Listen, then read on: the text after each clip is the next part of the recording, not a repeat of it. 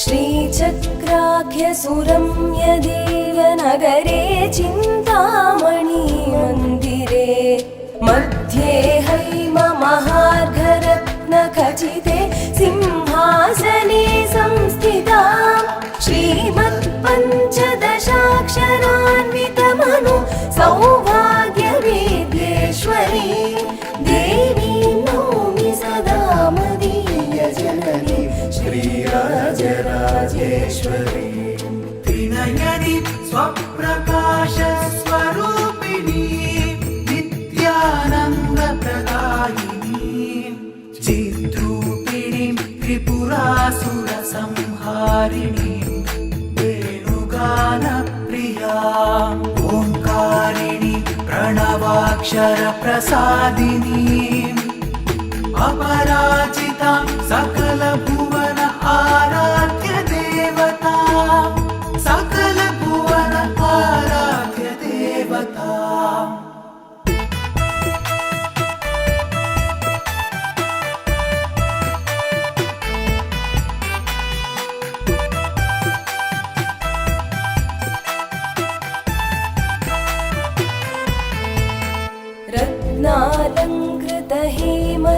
रत्नालङ्कृतहेमचन्द्रमकुटां सर्वाङ्गभूषोज्ज्वलां बिम्बोष्टीं दरहासदीप्तवदनां नीलालकां सुस्थनीं मीनाक्षीं शिवसुन्दरीं सुवसनां विद्युन्निभां चिन्मयीं देवीं नौमि सदा मदीयजननीं श्रीराजराजेश्वरी त्रिनयनि स्वप्रकाशस्वरूपिणी नित्यानन्दप्रदायिनी चिद्रूपिणीं त्रिपुरासुरसंहारिणीं वेणुगानप्रियाम् ओङ्कारिणी प्रणवाक्षरप्रसादिनीम् अपराजितां सकलभुवन आराध्य देवता सकलभुवन आराध्य देवता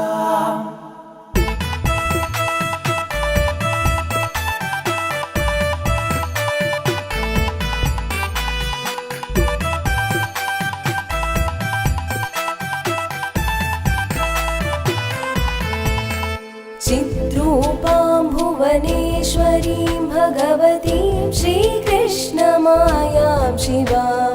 गौरीं मङ्गलरूपिणीं श्रितहितां पूजार्हपादाम्बुजां भक्तानुग्रहकातरां शुभकरीं सौन्दर्यरत्नाकरीं देवीं नौमि सदा मदीयजननीं श्रीराजराजेश्वरी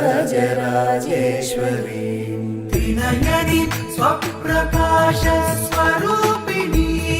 नित्यानन्दप्रदायिनी चिद्रूपिणीं त्रिपुरासुरसंहारिणीं वेणुगानप्रियाम् ओङ्कारिणी प्रणवाक्षरप्रसादिनीम् अपराजितां सकलभुवन आराध्य देवता सकलभुवन आराध्य देवता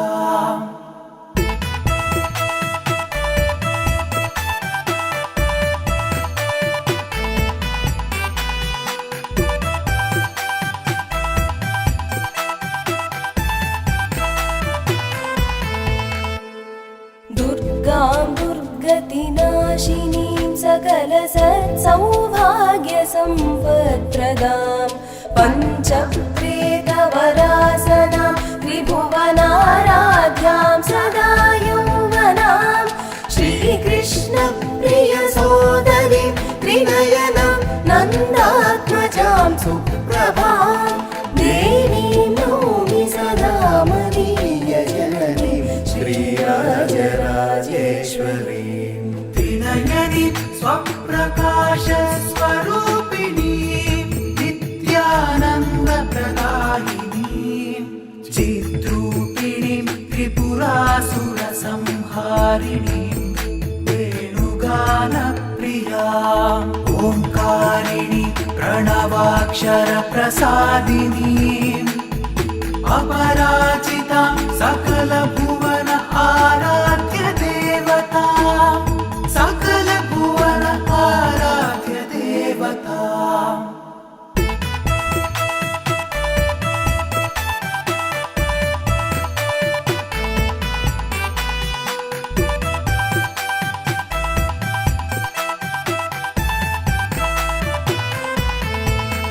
मोहान्धं कृतकर्म मार्गपथिकं देहात्मभावान्वितं नानायोनिसहस्रजन्म मरणश्रान्तं जडं पापिनं दीनं मां शरणागतं करुणया त्रातुं समर्था मुदा देवीं नौमि सदा मदीयजननीं श्रीराजराजेश्वरीं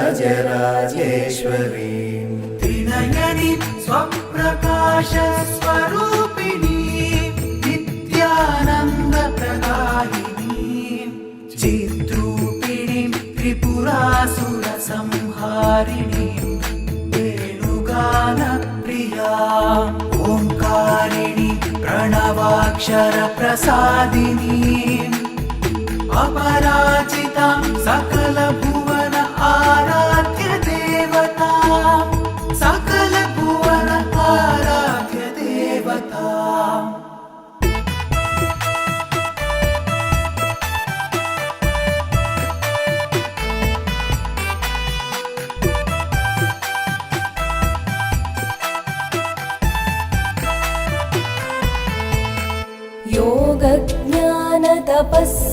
योगज्ञानतपःसमाधिनिरताः पश्यन्ति दिव्यैक्षणैः यां सर्वत्र वशीकृतेन मनसा ज्योतिर्मयीं चिन्मयीं तामस्मादृशजीवरक्षणचणां कारुण्यपूर्णेक्षणां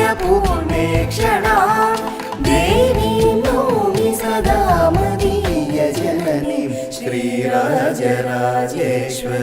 त्रिनयनी स्वप्रकाशस्वरूपिणी नित्यानन्दप्रदायिनी चिद्रूपिणीं त्रिपुरासुरसंहारिणीं वेणुगानप्रियाम् ओङ्कारिणी प्रणवाक्षरप्रसादिनीम् अपराजितां सकलभुवन आराध्य देवता सकलभुवन आराध्य देवता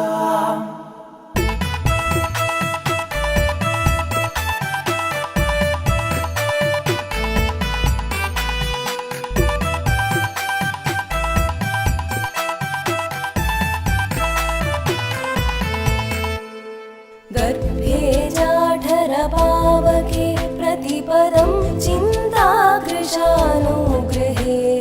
मोहाग्नौ हृदि कामना उतवहे तावत्त्रयात्मानले दग्धं मां सहज स्वभावकृपया पातुं जगन्मोहिनीं देवीं नौमि सदा मदीयजननीं श्रीराजराजेश्वरी त्रिनयनी स्वप्रकाशस्वरूपिणी नित्यानन्दप्रदायिनी चिद्रूपिणीं त्रिपुरासुरसंहारिणीं वेणुगानप्रियाम् ओङ्कारिणी प्रणवाक्षरप्रसादिनीम् अपराजितां सकलभुवन आराध्य देवता सकलभुवन आराध्य देवता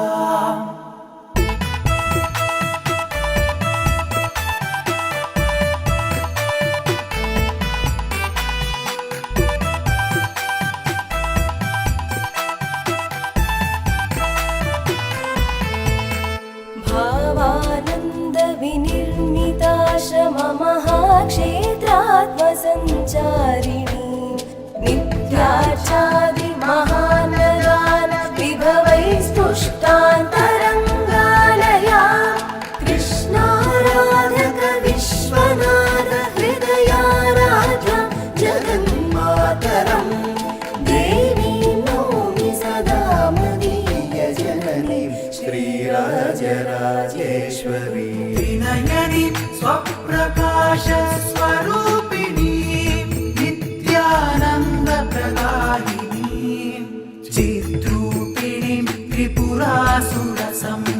संहारिणीं वेणुगानप्रियाम् ओङ्कारिणी प्रणवाक्षरप्रसादिनीम् अपराजितां सकलभुवन आराध्य देवता सकलभुवन आराध्य देवता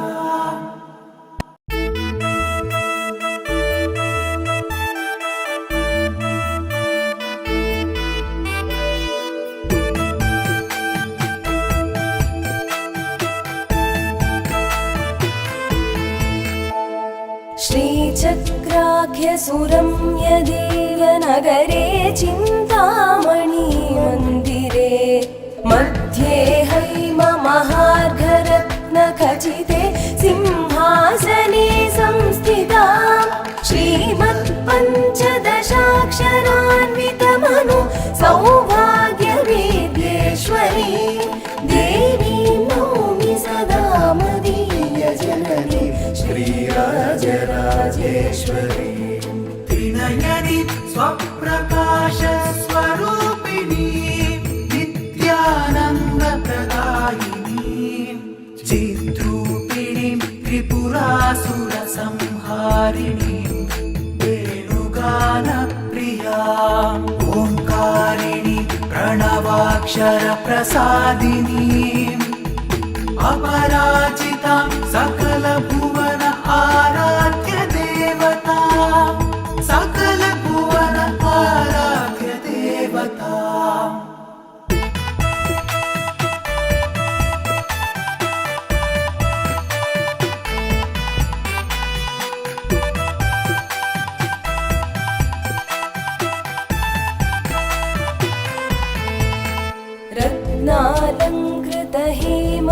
रत्नालङ्कृतहेमचन्द्रमकुटां सर्वाङ्गभूषोज्ज्वलां बिम्बोष्टीं दरहासदीप्तवदनां नीलालकां सुस्थनीं मीनाक्षीं शिवसुन्दरीं सुवसनां विद्युन्निभां चिन्मयीं देवीं नौमि सदा मदीयजननीं श्रीराजराजेश्वरी त्रिनयनि स्वप्रकाश स्वरूपिणी नित्यानन्दप्रदायिनी चिद्रूपिणीं त्रिपुरासुरसंहारिणीं वेणुगानप्रियाम् ओङ्कारिणी प्रणवाक्षरप्रसादिनीम् अपराजितां सकलभुवन आराध्य देवता सकलभुवन आराध्य देवता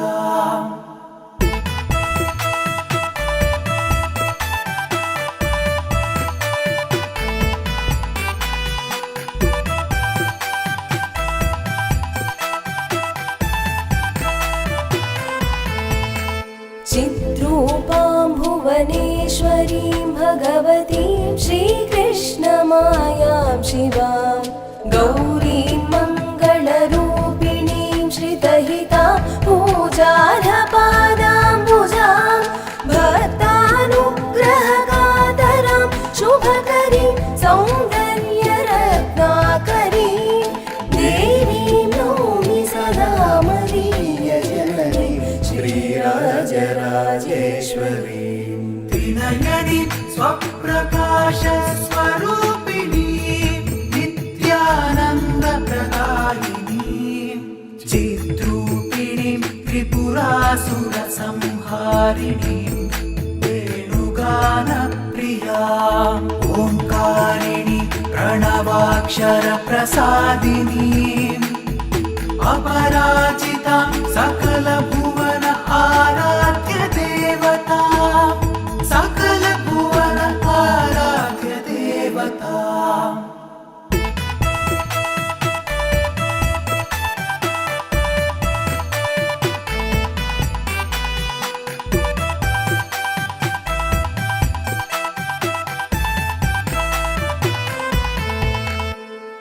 दुर्गां दुर्गतिनाशिनीं सकलसत्सौभाग्यसम्पत्प्रदां पञ्चप्रेतवरासनां त्रिभुवनाराध्यां सदा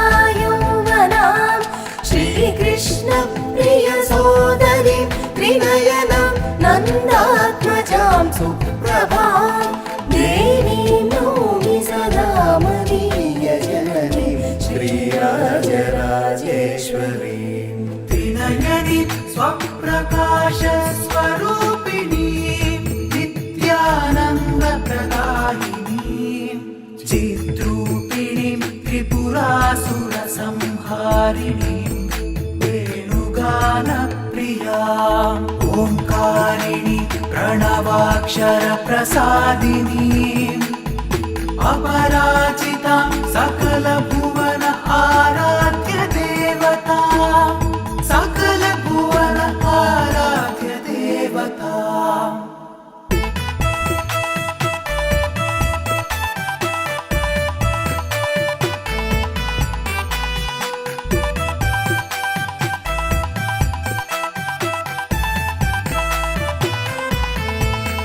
मोहान्धं कृतकर्म मार्गपथिकं देहात्मभावान्वितं नानायोनिसहस्रजन्म मरणश्रान्तं जडं पापिनं दीनं मां शरणागतं करुणया त्रातुं समर्था मुदा देवीं नौमि सदा मदीयजननीं श्रीराजराजेश्वरीं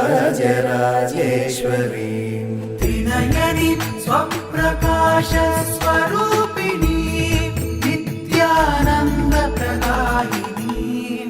चिद्रूपिणीं त्रिपुरासुरसंहारिणीं वेणुगानप्रियाम् ओंकारिणी प्रणवाक्षरप्रसादिनीम् अपराजितां सकलभुवन आराध्य देवता सकलभुवन आराध्य देवता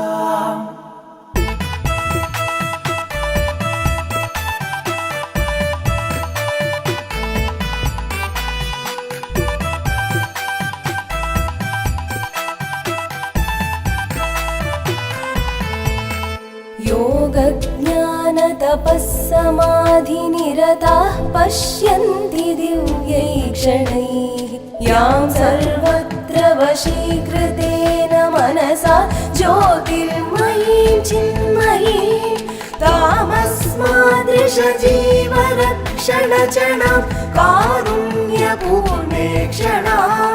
देवीं नौमि सदा मदीयजननीं श्रीराजराजेश्वरीं त्रिनयनी स्वप्रकाशस्वरूपिणी नित्यानन्दप्रदायिनीं चिद्रूपिणीं त्रिपुरासुरसंहारिणीं वेणुगानप्रियाम् ओंकारिणी प्रणवाक्षरप्रसादिनीम् अपराजितां सकलभुवन आराध्य देवता सकलभुवन आराध्य देवता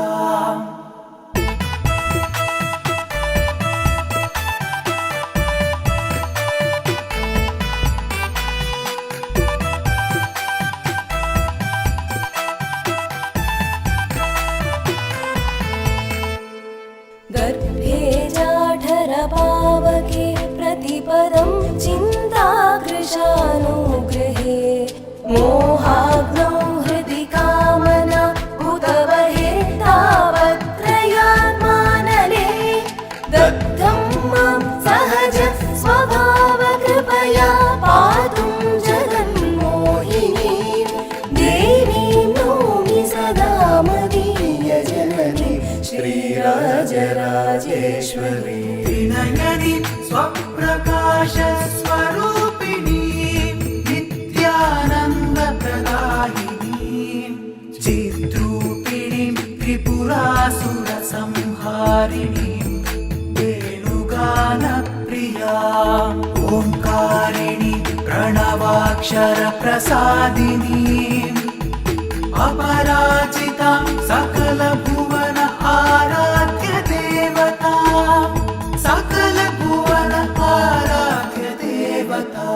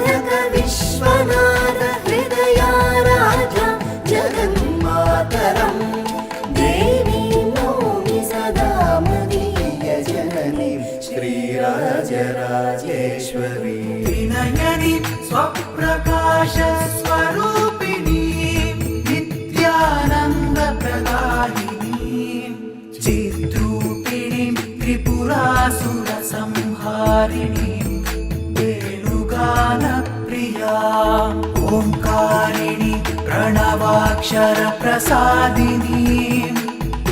अपराजितां सकलभुवनहाराख्यदेवताम्